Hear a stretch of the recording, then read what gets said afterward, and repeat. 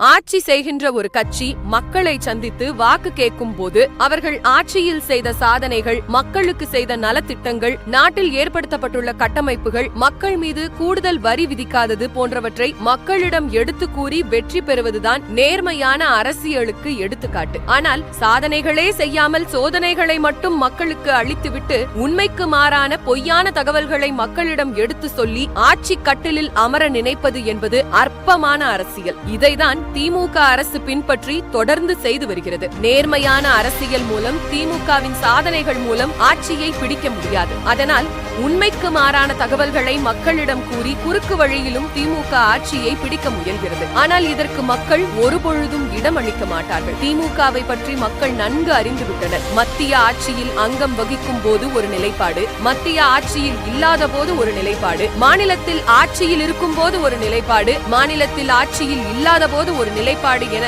இரட்டை நிலைப்பாட்டை திமுக காலம் காலமாக கொண்டிருக்கிறது. திமுகவின் அவல ஆட்சி மக்களுக்கு கொஞ்சம் கொஞ்சமாக தெரிய வருகிறது. மக்களுக்கு அளித்த பெரும்பாலான வாக்குறுதிகளை திமுக நிறைவேற்றவில்லை. மாறாக மக்கள் மீது கூடுதல் வரியை தான் போடுகிறது. அது மட்டுமின்றி அனைத்து துறைகளிலும் படு தோல்வி அடைந்துள்ளது. திமுக ஆட்சியில் சட்டம் ஒழுங்கு சந்தி சிரித்து தமிழ்நாடு போதைப் பொருட்களின் புகலிடமாக மாறிவிட்டது. திமுகவிற்கான ஆதரவு நாளுக்கு நாள் சரிந்து கொண்டே செல்கிறது. திமுக ஆட்சி சமூக நீதிக்கு எதிரான ஆட்சி என மக்கள் நன்கு தெரிந்து கொண்டனர். நீதி தவறி ஆட்சி நடத்தும் மன்னர் மக்களையும் பொருளையும் ஒரு சேர இழப்பர் என்பதற்கேற்ப 2026ஆம் ஆண்டு நடைபெற உள்ள சட்டமன்ற தேர்தலில் தெரியவரும். மக்கள் ஆதரவு இல்லாமல் திமுக படு தோல்வியை சந்திக்கும். எந்த வழியிலும் வெற்றி பெற முடியாமல் திமுக ஆட்சி இழந்து மக்கள் விரோத ஆட்சிக்கும் விளம்பர ஆட்சிக்கும் மக்களால் முடிவு கட்டப்படும்.